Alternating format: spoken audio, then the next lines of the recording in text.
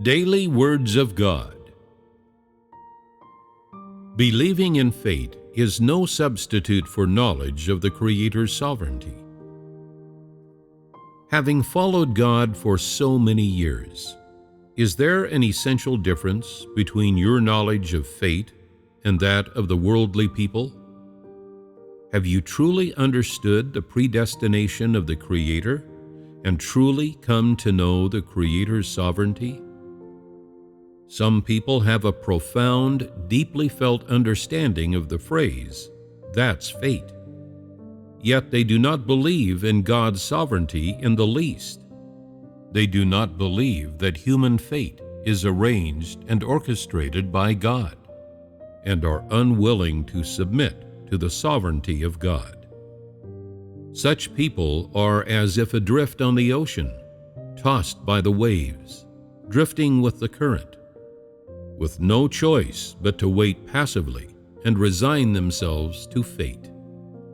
Yet they do not recognize that human fate is subject to God's sovereignty. They cannot on their own initiative come to know God's sovereignty and thereby achieve knowledge of God's authority, submit to God's orchestrations and arrangements, stop resisting fate, and live under God's care, protection, and guidance. In other words, accepting fate is not the same thing as submitting to the Creator's sovereignty. Belief in fate does not mean that one accepts, recognizes, and knows the Creator's sovereignty. Belief in fate is mere recognition of its truth and its superficial manifestations. This is different from knowing how the Creator rules humanity's fate, from recognizing the Creator is the source of dominion over the fates of all things, and certainly a far cry from submitting to the Creator's orchestrations and arrangements for humanity's fate.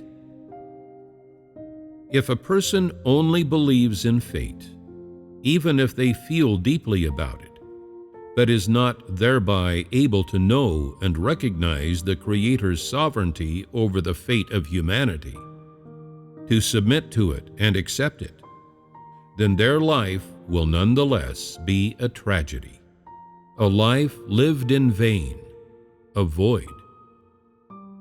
They will still be unable to come under the Creator's dominion, to become a created human being in the truest sense of the term, and to enjoy the Creator's approval. A person who truly knows and experiences the Creator's sovereignty should be in an active state, not a state that is passive or helpless. While such a person would accept that all things are fated, they should possess an accurate definition of life and fate. Every life is subject to the Creator's sovereignty. When one looks back on the road one has walked, when one recollects every phase of one's journey, one sees that at every step, whether one's journey was arduous or smooth, God was guiding one's path, planning it out. It was God's meticulous arrangements, His careful planning, that led one, unknowingly, to today. To be able to accept the Creator's sovereignty, to receive His salvation, what great fortune that is! If a person has a negative attitude toward fate, it proves that they are resisting everything that God has arranged for them, that they do not have a submissive attitude. If one has a positive attitude toward God's sovereignty over human fate, then when one looks back upon one's journey, when one truly comes to grips with God's sovereignty, one will more earnestly desire to submit to everything that God has arranged, will have more determination and confidence to let God orchestrate one's fate and to stop rebelling against God, For one sees that when one does not comprehend fate, when one does not understand God's sovereignty, when one gropes their way forward willfully, staggering and tottering through the fog, the journey is too difficult, too heartbreaking. So when people recognize God's sovereignty over human fate, the clever ones choose to know it and accept it, to bid farewell to the painful days when they tried to build a good life with their own two hands, and to stop struggling against fate and pursuing their so-called life goals in their own way.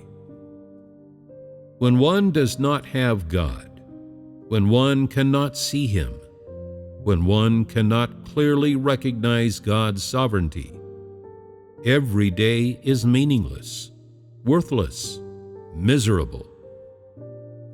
Wherever one is, whatever one's job is, one's means of living and the pursuit of one's goals bring one nothing but endless heartbreak and suffering without relief, such that one cannot bear to look back on one's past.